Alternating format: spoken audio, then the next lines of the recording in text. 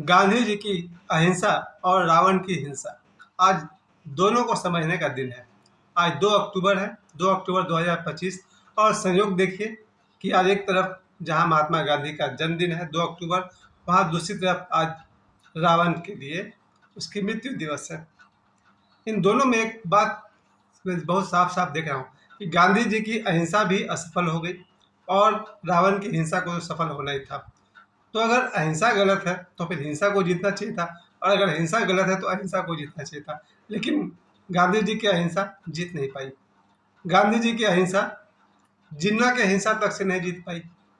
कभी कभी मैं सोचता हूँ, गांधी जी के साथ नेहरू जी थे, पटेल साहब थे, शास्त्री जी थे, उसके बाद भी वो जिन्ना के सामने क्यों हार गए? क्योंकि गांधी जी का मानना था कि हमारा देश आज़ाद होने के बाद सब एक साथ रहेंगे, और जिन्ना का मानना था कि हिंदू मुस्लिम एक साथ नहीं रह सकते, और उसने अलग देश की मांग की। तो एक तरफ जिन्ना था और दूसरी तरफ गांधी जी थे, नेहरू जी थे, डॉक्टर चंद्र प्रसाद थे, शास्त्री जी थे, पटेल साहब थे, इतने सारे लोग एक तरफ थे। फिर भी ये लोग जिन्ना के सामने हार गए और जिन्ना जीत गया और देश का 3 टुकड़ा हो गया। मेरे हिसाब से गांधी जी को शुरू में ही ये समझना था कि अहिंसा क्या होती है। अहिंसा का बहुत छोटा सा और साधारण सा अर्थ होता है, किसी भी जीव को कष्ट नहीं पहुंचाएंगे। बहुत सिंपल बात है। अहिंसा का मतलब, मेरे सामने कोई अगर चींटी घूम रही है, बकरी घूम रही है, कोई इंसान घूम रहा, हाथी घूम रहा है, शेर घूम रहा है, हम किसी जीव को कष्ट नहीं पहुंचाएंगे। इसका नाम था अहिंसा। आज भी वही नाम है। लेकिन कोई अगर आकर के हमको माँ बहन की गाली दे जाए और हम सह लें क्योंकि हम अहिंसा में विश्वास करते हैं, ये अहिंसा नहीं है। हाँ, कोई वो आदमी बैठ कर चाय पी रहा और हम जाकर उसको पीटने लग जाए, इसे हिंसा कहेंगे।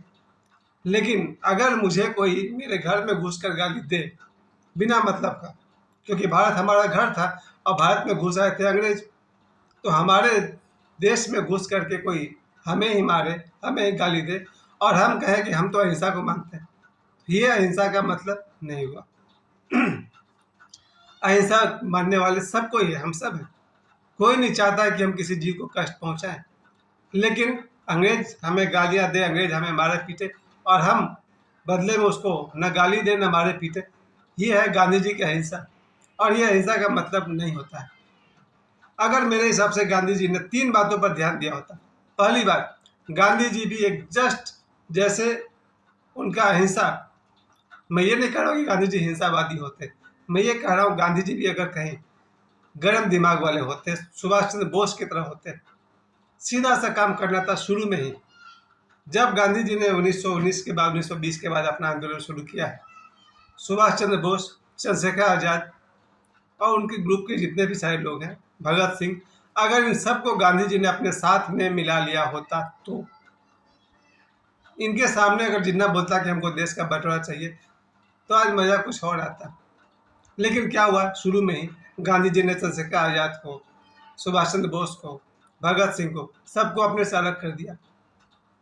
इनका क्या मार्ग है? ये भी तीनों अहिंसावादी थे, ये भी किसी को कष्ट नहीं पहुंचाते थे। लेकिन कोई इनके देश में घुस करके परेशान करेगा तो ये थोड़ी छोड़ देंगे।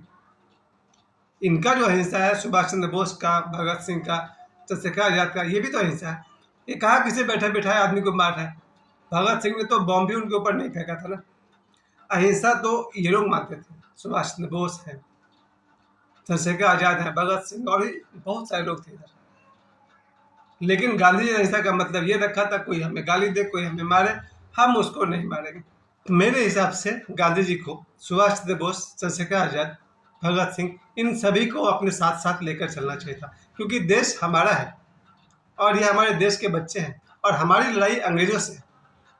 फिर इन्हें अपने से अलग करते गांधी जी खुद कमजोर हो गए थे। मेरी अपनी ये राय है, क्योंकि मैं इतने बड़े आदमी के सामने क्या बोल सकता हूँ, कुछ नहीं बोल सकता। गांधी जी के सामने आज उनके 150 वर्ष से अधिक हो गए।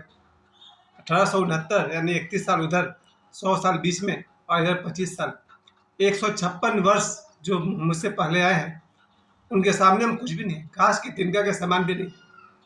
लेकिन मेरे मन में आता है कि आज गांधी जी के जन्मदिन पर 2 अक्टूबर पर मैं कहना चाहता हूँ, इतने बड़े महामानव, इतने बड़े सुपरमैन, इतने बड़े आदमी, बस 3 जगह पर मुझे थोड़ा सा खटकता है कि पहली बात, 3 में से पहली बात कि गांधी जी अगर शुरू से ही सुभाष चंद्र बोस, भगत सिंह इन सबको अपने साथ ले लेते, क्योंकि ये लोग भी अंग्रेज से ही लड़ रहे थे, आपसे नहीं। चंद्रशेखर आजाद या भगत सिंह की लड़ाई गांधी जी नेहरू जी से नहीं थी, इनकी लड़ाई भी अंग्रेज से थी और आपकी लड़ाई भी अंग्रेज से थी।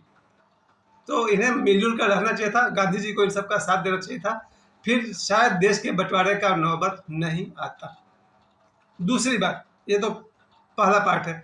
दूसरा पार्ट जो है वो सीधी सी बात है, जब देश का बंटवारा हो ही गया, जब देश का बंटवारा हो ही गया, पैसे भी दे दिए गए, एक तरफ पाकिस्तान बना, एक तरफ बांग्लादेश बना, उन्हें मुआवजा भी दिया गया है, पैसा भी दिया गया है, अब और थोड़ा सा खर्च करिए, इधर के जितने मुसलमान थे सबको पाकिस्तान भेज देते या बांग्लादेश भेज देते, और उधर के जो हिंदू थे इनको भी वापस यहाँ ले आते, कितना खर्च होता, जितना मुआवजा दिया गया था उसके अंदर ये भी निपट जाता।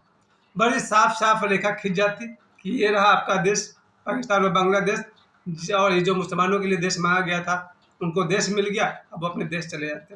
उसके बाद जो भारत में रहते, पासपोर्ट है, वीजा है, उसके नियम पर आते जाते रहते, लेकिन ये नौबत नहीं आती। अगर शुरू से ही गांधी जी के साथ चंद्रशेखर आजाद होते, भगत सिंह होते, ये नौबत नहीं आती, क्योंकि इनके गांधी को साथ देख करके जिन्ना फिर अलग देश की मांग नहीं कर पाता। जिन्ना देश के लिए अलग मांग इसलिए कर पाया था क्योंकि गांधी जी ने खुद तो अहिंसा को माना ही, नेहरू जी से ही मनवाया, पटेल से ही मनवाया, और उस समय के जितने भी नेता थे इन सभी से भी अहिंसा के मार्ग पर ही चलवाया। अर्थात अंग्रेज हम पर गालियां दे, हमला करें, हमें इसका जवाब नहीं देना है। अब जरा सोचिए, एक तरफ जिन्ना जो हिंसावादी है, दूसरी तरफ ये सब लोग, गांधी जी उनके साथ में जितने लोग, डॉक्टर चंद्र प्रसाद वगैरह थे, बड़ी आसानी से जीत गया था। लेकिन जरा कल्पना करिए उस 1947 का देश के बंटवारे का एक दृश्य होता, इसमें एक तरफ जिन्ना होता और दूसरी तरफ सुभाष चंद्र बोस होते। काफ़ी है, बहुत है, बाकी लोग का तो नाम भी नहीं लीजिए चलेगा, बस इन दोनों को आप सामने सामने खड़ा कर दीजिए। जब एक तरफ जिन्ना था और एक तरफ गांधी, ये थी वास्तविकता। जिन्ना के अपोजिट में गांधी जी थे और गांधी के साथ में नेहरू, सरदार पटेल थे। निर्णय क्या हुआ अंततः? देश का बंटवारा हो गया। मैं कल्पना करता हूँ कि एक तरफ जिन्ना खड़ा हो जाता और अलग देश की मांग करता, दूसरी तरफ सिर्फ सुभाष चंद्र बोस खड़े रहते। वो सुभाष चंद्र बोस जो जापान में जाकर के 60,000 फौज खड़ा कर सके, वो सुभाष चंद्र बोस जिन्हें हिटलर से भी भरपूर समर्थन था, वो सुभाष चंद्र बोस जो पूरी दुनिया में अपनी बहादुरी के लिए उस समय ही मशहूर थे, भारत में तो थे ही, पूरा विश्व जिनका लोहा मानता था। बस एक तरफ जिन्ना होता जो अलग देश की मांग करता और दूसरी तरफ सुभाष चंद्र बोस होते, फिर देखते हैं देश का बंटवारा कैसे हो पाता। लेकिन देश का बंटवारा हुआ क्योंकि एक तरफ जिन्ना की जिद और हिंसा, दूसरी तरफ गांधी जी और उनके साथ साथ अहिंसा को मानने वाले नेहरू जी थे, डॉक्टर चंद्र प्रसाद थे, लाल बहादुर शास्त्री थे, ये सब जितने भी लोग थे। नतीजा ये हुआ कि देश का बंटवारा हो गया। तो पहली बात जो मेरे मन में आती है वो यही आती है कि गांधी जी को शुरू से ही चंद्रशेखर आजाद, सुभाष जी, भगत सिंह को साथ में लेकर चलना चाहिए था। दूसरी बात कि जब देश का बंटवारा हो ही गया तो बड़ा साफ साफ बंटवारा होना चाहिए था। तीसरी बात, जो अब मैं 53 साल का हूँ इसलिए मैं कह सकता हूँ, फिर भी नहीं कह सकता हूँ, इसलिए तीसरी बात नहीं कहूँगा। और अब सीधी बात आती है, आज तो एक और जन्मदिन है, 2 अक्टूबर, लाल बहादुर शास्त्री जी का। लाल बहादुर शास्त्री जी का इतिहास, जब वो सत्ता में आए हैं उसके बाद से उनका स्टारडम दिखा सभी को, एक गर्म दल, गर्म दिमाग के लाल बहादुर शास्त्री जी, उन्हें हमेशा याद किया जाएगा, हमेशा सम्मान दिया जाएगा। आज 2 अक्टूबर है, आज गांधी जी का भी जन्मदिन है और शास्त्री जी का भी जन्मदिन है, साथ में रावण दहन का प्रोग्राम भी है। आज मुख्य बात तो मुझे यही समझना है कि अहिंसा क्या है। अहिंसा का मतलब होता है किसी कमजोर जीव को दुख, कष्ट नहीं पहुंचाना, यही अहिंसा है। लेकिन कोई हमें गालियां दे, कोई हमें मारे पीटे और हम उसका जवाब नहीं दें, ये अहिंसा नहीं है, ये तो कमजोरी है। लेकिन आज गांधी जी के जन्मदिन पर, शायद 156वां जन्मदिन है उनका, उनके जन्मदिन पर मैं उन्हें कोटि कोटि प्रणाम करता हूँ। गांधी जी एक महान पुरुष, युग पुरुष, सब कुछ थे, बस अपने साथ साथ सुभाष जी को और चंद्रशेखर आजाद को अपने साथ में ले लेते। तो आज गांधी जी विश्व में तो अभी भी बहुत ही महान हस्ती है, पूरा भारत उनको सम्मान करता है, पूरा विश्व उनको सम्मान करता है, लेकिन उनकी शक्ति चार चांद लग जाता है। उनके जन्मदिन पर, गांधी जी के जन्मदिन पर मेरी तरफ से कोटि कोटि प्रणाम। आपका आशीर्वाद हमारे भारत पर हमेशा बना रहे।